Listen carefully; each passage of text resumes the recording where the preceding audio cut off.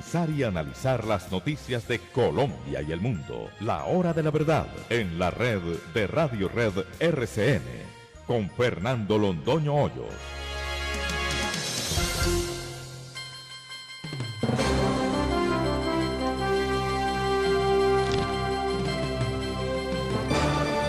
Buenos días.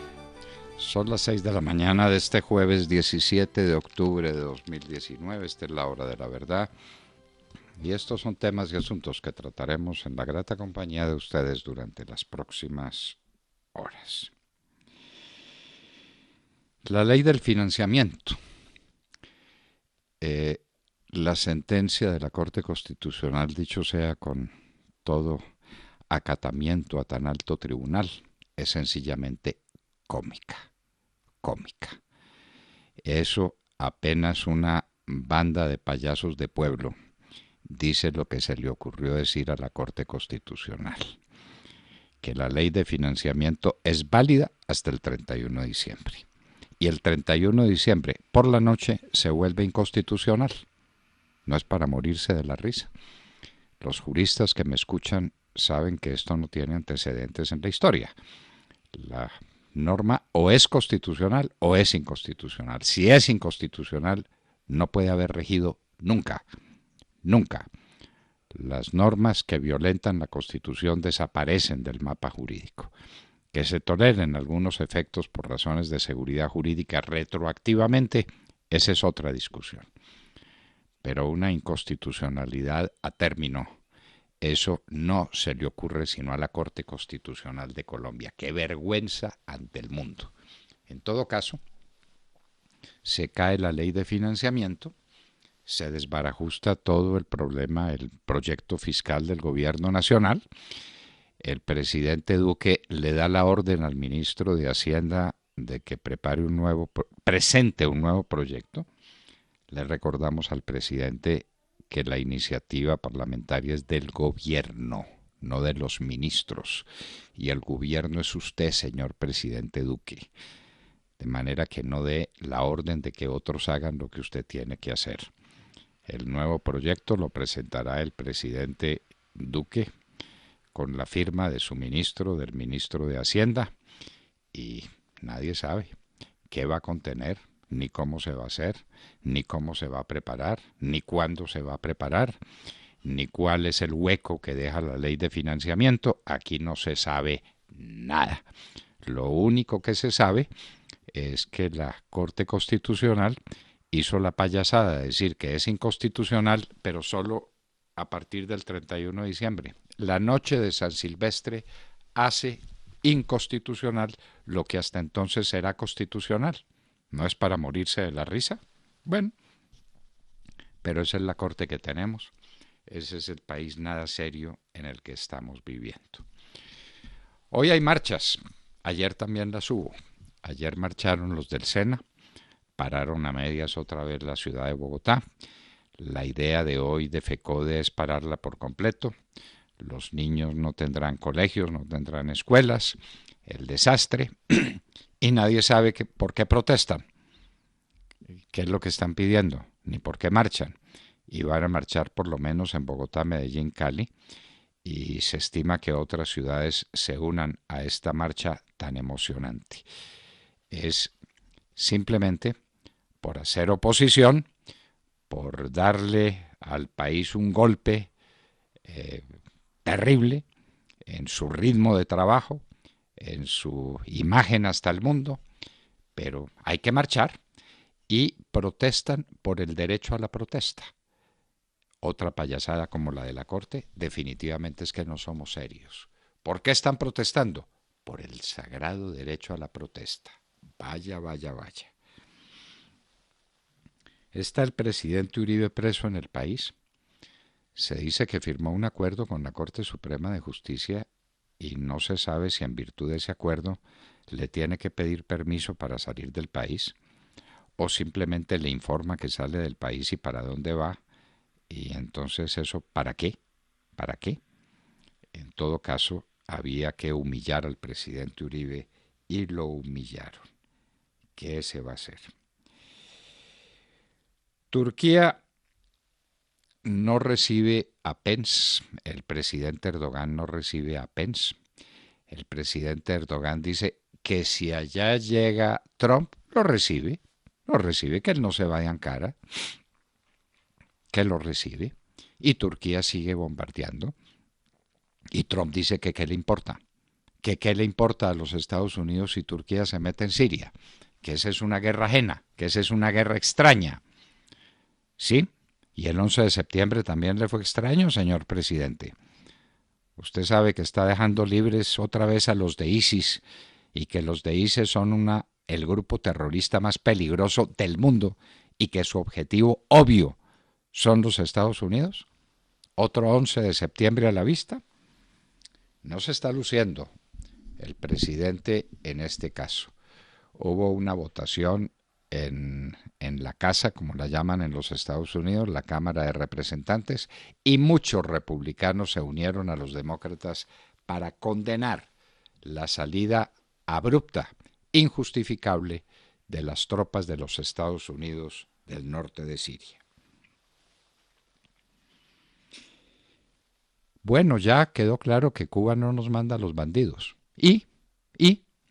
A ver, señor presidente Duque, ¿y su discurso dónde fue a parar? Cuba no manda los bandidos del ELN. Allá los tiene y allá se quedan. ¿Y en qué paró su discurso? Palabras vanas. El candidato a la alcaldía de Bogotá, Carlos Fernando Galán, estará con nosotros en la hora de la verdad, dentro de unos cuantos minutos.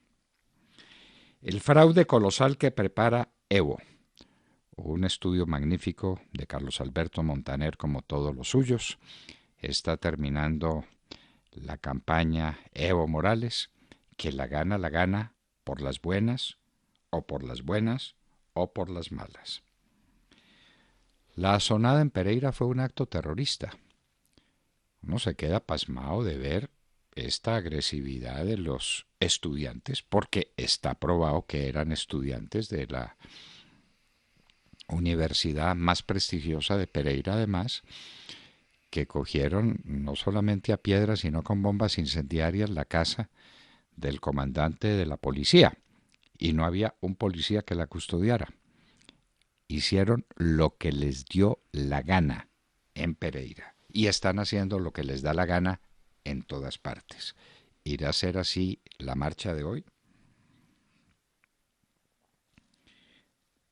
Está decretado un paro de jugadores de fútbol. Esto pues era lo que nos faltaba, que hasta marchen los jugadores de fútbol pidiendo ventajas, pues lo que siempre piden, pero convertidos en sindicato quieren hacer paro en Colombia. Ya fue aprobado el presupuesto de la Nación, tanto en la Cámara como en el Senado de la República. El proyecto sale para la sanción presidencial, en momentos en que no hay ley de financiamiento para el año entrante. Entonces nos preguntamos, ¿qué presupuesto aprobaron? ¿Qué presupuesto aprobaron si el 31 de diciembre se acaba la ley de financiamiento? Y de aquí al 31 de diciembre sí o sí hay que sacar una nueva ley de financiamiento que no conocemos. ¿Cómo hicieron los padres de la patria para para aprobar un presupuesto que presenta el gobierno sobre bases puramente hipotéticas? ¿En qué estamos? ¿Cuánto vale el endeudamiento del año entrante y servirlo? ¿Cuánto valen las pensiones? Dicen que tienen también un proyecto sobre pensiones, pero ni una palabra sobre el efecto que ese proyecto tenga en las cuentas nacionales. Pero aprobaron el presupuesto. ¡Qué maravilla!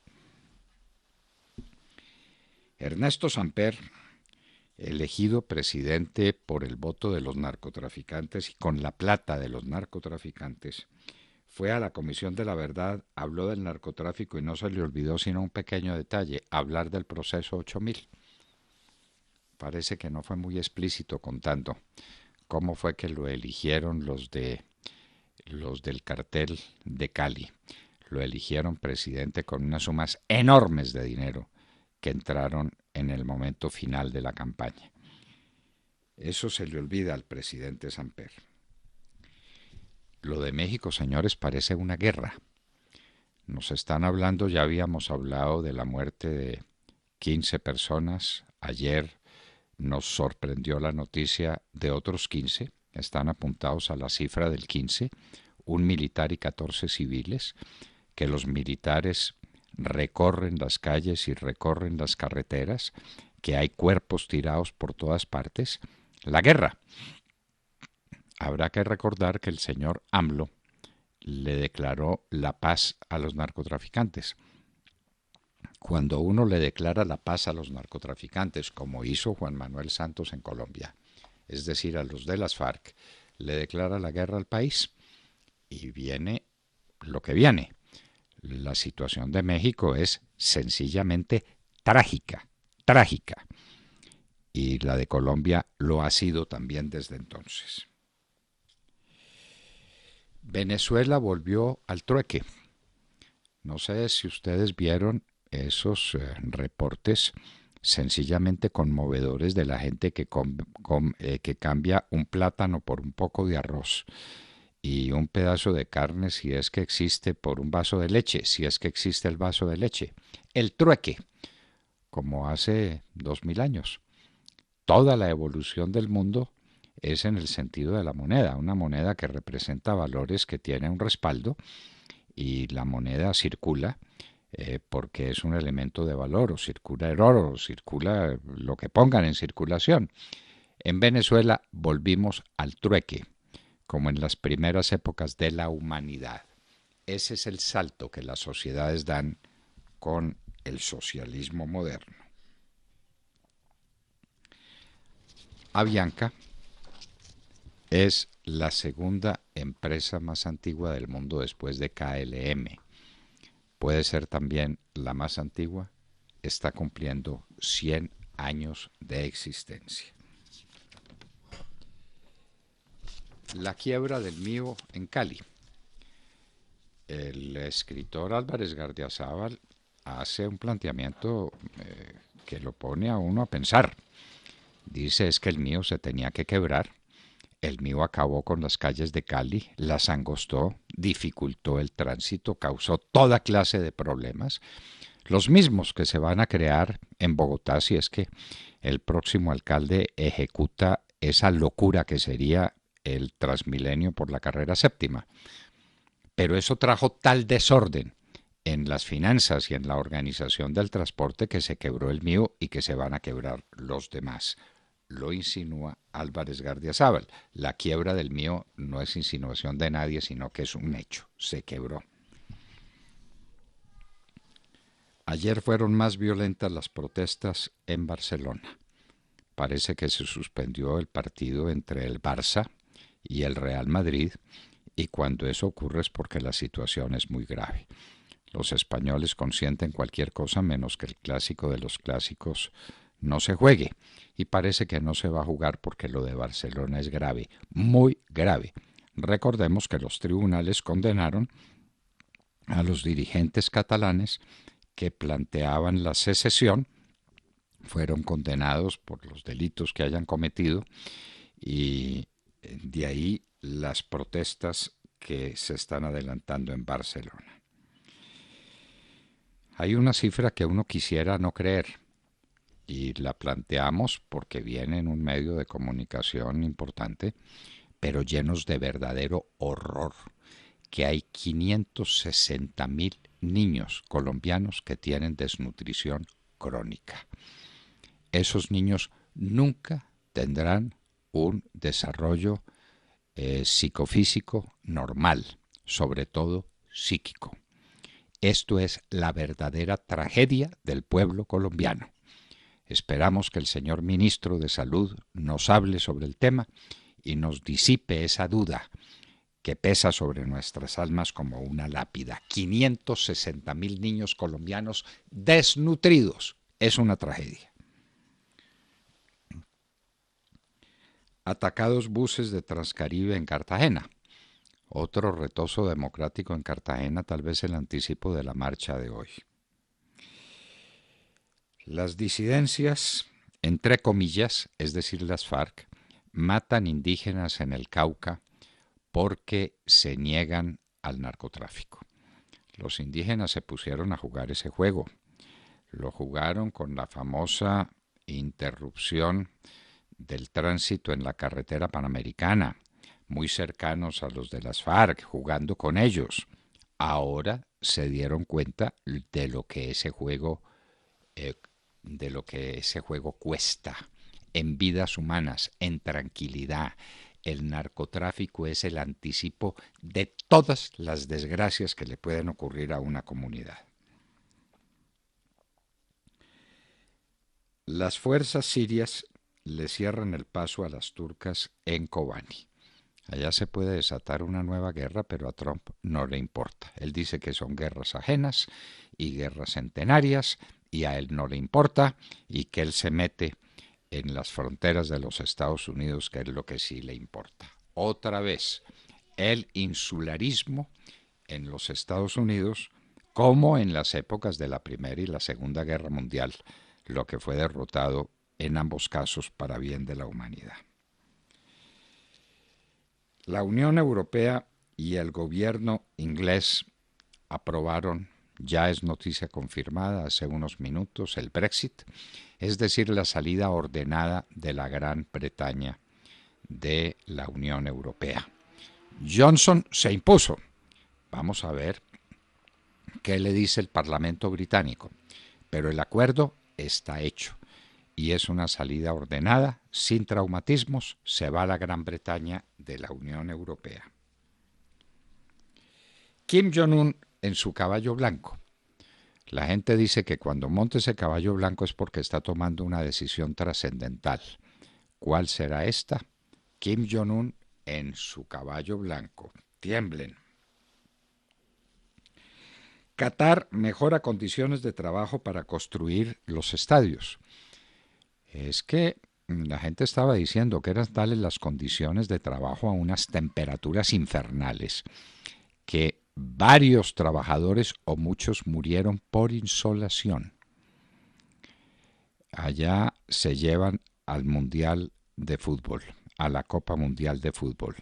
¡Qué locura! Pero el dinero lo tiene todo. Recuerden la expresión, poderoso caballero es don dinero.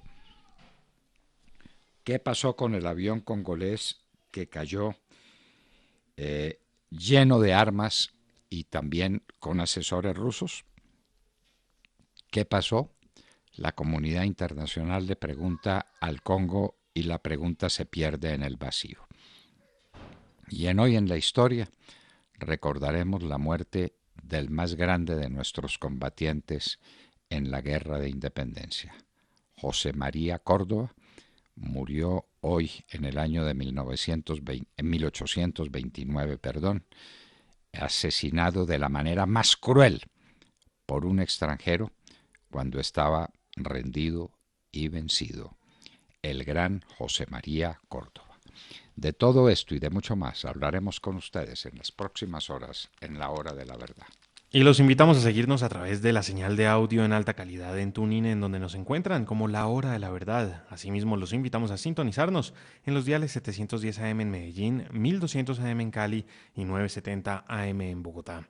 Y recuerden que estamos presentes en nuestra cuenta de Twitter, @Hora de la Verdad. A través de esta cuenta pueden seguir el minuto a minuto de nuestras emisiones. Los invitamos también a seguir nuestra transmisión a través de Facebook Live, con nuestra señal en vivo y todo el contenido de nuestras emisiones, que está disponible también en nuestro canal en YouTube. Tenemos también cuenta en Instagram, ahí estamos compartiendo historias, videos, imágenes y todos los acontecimientos del país. Síganos en @La Hora de la Verdad oficial. Por supuesto, no olviden visitar nuestra página de internet www.lahoradelaverdad.com.co, en donde pueden sintonizarnos y compartir sus opiniones a través del chat. En Colombia son las 6 de la mañana, 20 minutos. Comenzamos ya. Bienvenidos. En la red de Radio Red RCN, La Hora de la Verdad, con Fernando Londoño Hoyos y su equipo periodístico. Chabela Vargas, la grande de México, interpretando de Agustín Lara Aquel Amor. Con esa canción tan hermosa nos vamos para los Estados Unidos, donde Cristina Londoño nos tiene noticias muy importantes de último minuto sobre la política de ese gran país. Adelante, Cristina Londoño, buenos días. Hola papi, muy buenos días y muy buenos días a todos. Está ardiendo la batalla política aquí en los Estados Unidos, ha escalado a niveles que no se habían visto antes o ha caído más bajo que nunca. Ustedes serán los jueces. Ayer por la tarde comisión bipartidista de congresistas acudieron a la Casa Blanca a reunirse con el presidente Donald Trump. Los demócratas dicen que el presidente le dio una verdadera pataleta cuando le contaron que en la Cámara de Representantes la mayoría acababa de votar para condenar, votaron una resolución de condena y pidiéndole que reconsidere su decisión de sacar a las tropas estadounidenses del norte de Siria y de abandonar a los kurdos, que han sido los aliados tradicionales de Estados Unidos en la guerra contra el terrorismo. Esa resolución de condena fue aprobada por 354 legisladores, 129 de ellos republicanos del partido del presidente. Los demócratas, el liderazgo demócrata del Senado y de la Cámara, se salieron de la reunión al puesto de conferencia de prensa enfrente de la Casa Blanca y dijeron que el presidente le había dado un patatús, que había sido un grosero, que había sido especialmente grosero con la líder Nancy Pelosi, que le había dicho que era una política de tercera categoría. Un rato después, pude hablar con el senador Bob Menéndez. Él me confirma, él es demócrata, confirma que la situación fue más agresiva que nunca, que él lleva 27 años en ejercicio de la política en Washington y nunca había visto algo así, que el presidente había sido grosero, que les había dicho prácticamente que eran unos comunistas y que había sido especialmente grosero con Nancy Pelosi. Un rato después, la Casa Blanca confirma que Trump le dijo a Nancy Pelosi que era una política de tercera categoría, pero asegura que fueron los demócratas los que sufrieron la pataleta, que fueron ellos los que se pararon y se fueron, y que el presidente se había mantenido en todo momento enérgico, decisivo y también que no había hecho nada malo, que simplemente que no había maltratado a nadie, que los groseros habían sido los demócratas. También sale la Casa Blanca con una foto de Nancy Pelosi en que están el presidente y la comisión bipartidista sentados en una mesa grandísima, Nancy Pelosi, la única mujer en la sala, parada de pie enfrente al presidente Trump y señalándolo claramente, lo está regañando por algo. Eso es lo que parece ver en la imagen. El presidente ha tuiteado después diciendo: Nancy Pelosi necesita ayuda rápido. Dice que le pasa algo en el segundo piso, upstairs, o que simplemente no le gusta o no quiere al gran país nuestro. Dice que fue a ella la que le dio el patatús, que fue algo muy triste de ver y que por favor recen por ella. Ustedes pueden imaginarse la guerra de comentarios en Twitter. Hay gente que está diciendo que no tiene nada de malo ver a la única mujer en toda una sala parársele enfrente al presidente para decirle que está equivocado. Y es que esto es parte de un tema político mucho mayor. Lindsey Graham, uno de los defensores más grandes del presidente, sigue insistiendo que este sería uno de los errores más grandes de su gobierno. Ayer el presidente Trump en conferencia de prensa defiende su decisión, asegura que él llegó a la presidencia prometiéndole a sus partidarios que iba a sacar a Estados Unidos de guerras innecesarias, que esta era una de esas guerras, que lo que pase allá entre Siria, Turquía, Irán, Rusia, pues es problema de ellos. Esto es algo con lo que claramente no están de acuerdo la mayoría de los congresistas de la Cámara de Representantes, 354 de los 435, como les dije, 129 de ellos republicanos. Y en medio de todo este trasfondo, pues sigue también la pelea por la investigación del juicio político que sigue avanzando en estos momentos en Washington. Es lo que tengo por el momento. Ahora regreso contigo al estudio, papi. Que tengas muy buenos días y muy buenos días a todos. La decisión de sacar las tropas de Siria fue tal vez la más grande equivocación que ha cometido Trump y ha dejado a los Estados Unidos expuesto a 1 millón de peligros, a todo el mundo libre, pero particularmente a los Estados a los Estados Unidos, que ya sufrieron el 11S de las manos de esos terroristas que a Trump parecen no importarle. Por Dios, esa fue una equivocación monumental. La economía muy bien, la política internacional muy mal. Sergio Gel. Doctor Londoño, muy buenos días para usted, para todos nuestros oyentes. Se cayó finalmente con una votación 6-3 la ley de financiamiento en la Corte Constitucional, pero podríamos decir que esta es una caída en cámara lenta, porque, por supuesto, algo circense se tenía que inventar la Corte Constitucional y en esta oportunidad el invento resultó ser precisamente ese, una caída en cámara lenta, porque declara inconstitucional por vicios de trámite la ley de financiamiento, pero no tumba la ley de manera inmediata, sino que deja en suspenso los efectos de la sentencia hasta el 1 de enero de 2020.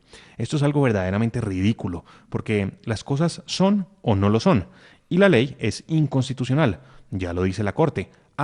Pero desde 2020. Hoy es una ley inconstitucional, pero vigente, y esto con el visto bueno de la mismísima Corte Constitucional. Algo verdaderamente increíble y que seguramente se tendrá que estudiar en las facultades de todo el mundo de Derecho, en las cátedras de Derecho Constitucional, lo que hay que ver en Colombia. ¿Por qué hace esto la Corte Constitucional? Bueno, pues lo hacen para darle tiempo al gobierno nacional para que tramite de manera urgente una nueva ley de financiamiento de aquí al 1 de enero de 2020, que permita recoger la normatividad de esta ley que se cae y que no se abra así un boquete aún mayor en las maltrechas finanzas del gobierno nacional, para el que, a propósito, se aprobó ayer en el Congreso de la República el presupuesto para el año entrante, para el 2020, por un monto de 271,7 billones de pesos, que simplemente no hay cómo financiar, y sin esta ley las cosas pues se complican aún más. Sin esta ley que ahora se cae, y se cae, hay que insistir, por una simple chambonada del gobierno nacional que no tuvo la cautela, no tuvo la precaución de que se diera uno de los debates en la Cámara de Representantes con el texto aprobado en Senado, publicado previamente, como lo obliga la norma y como corresponde según la Ley Quinta de 1992.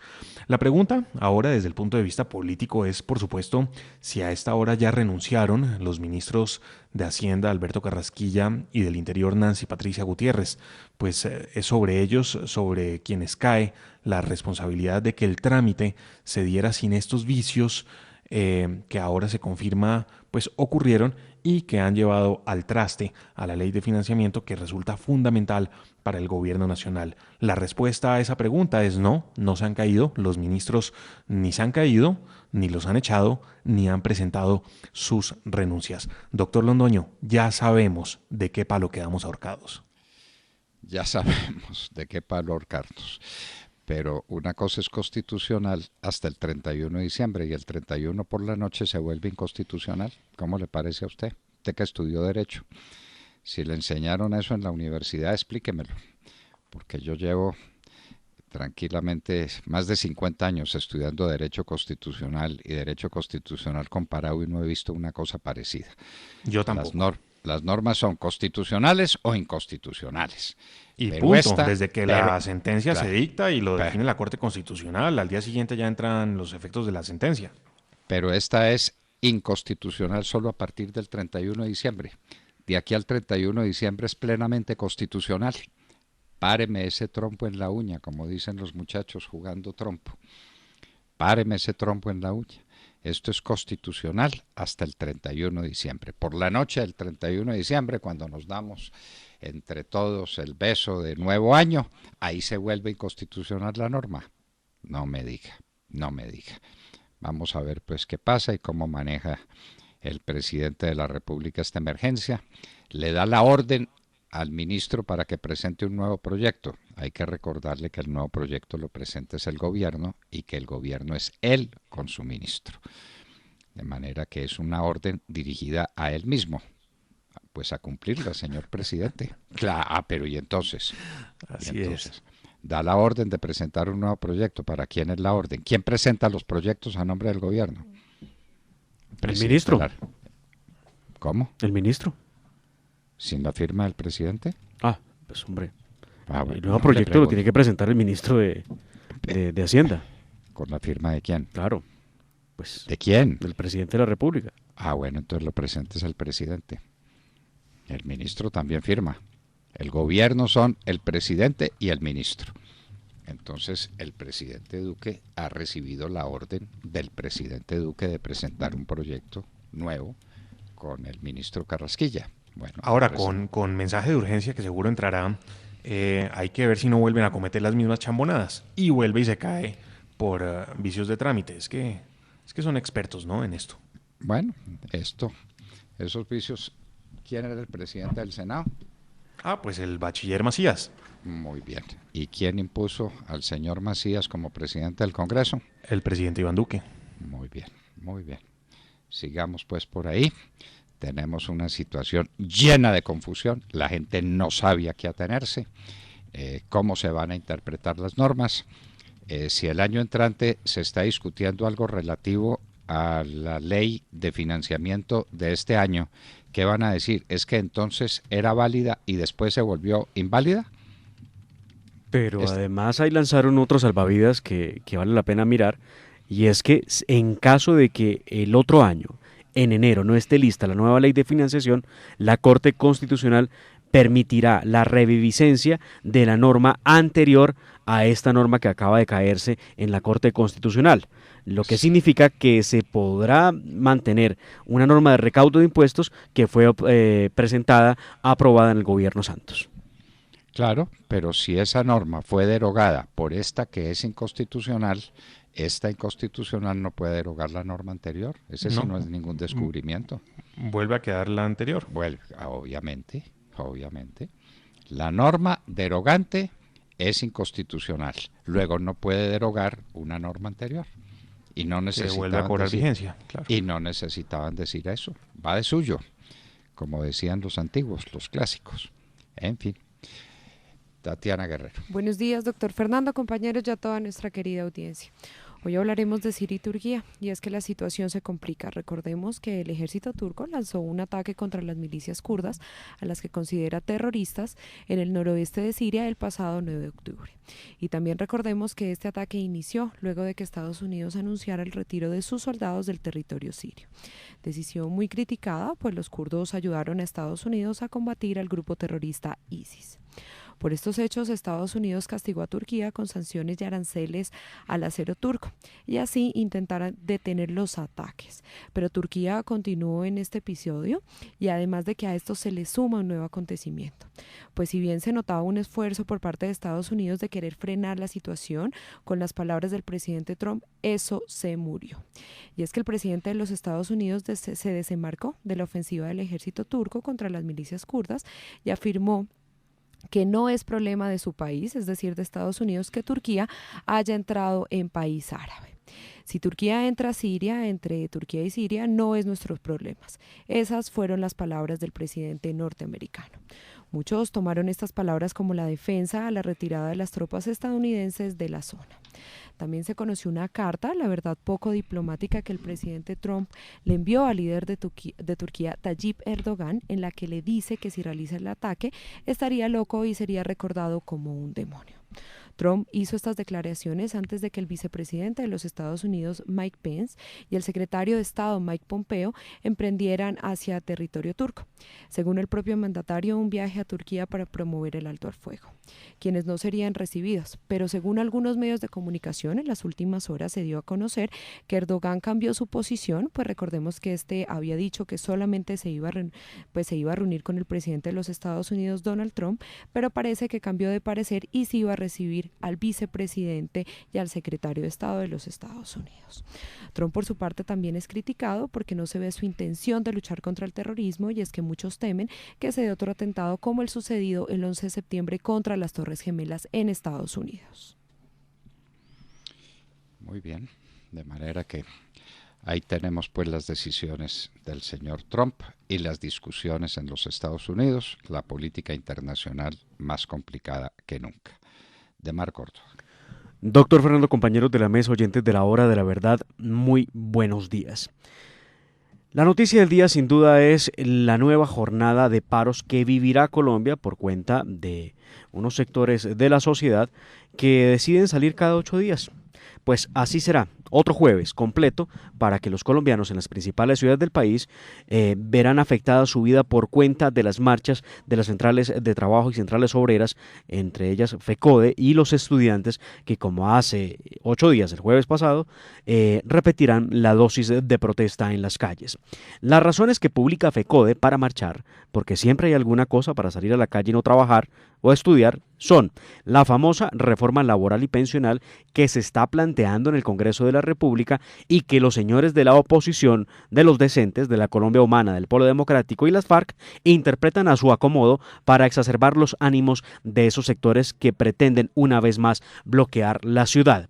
De hecho, sobre la reforma laboral, el expresidente Álvaro Uribe Vélez tuvo que explicar una vez más en el Congreso de la República que no se trataba de ponerle más horas de trabajo a los colombianos, sino que la idea era menos horas de trabajo por el mismo salario.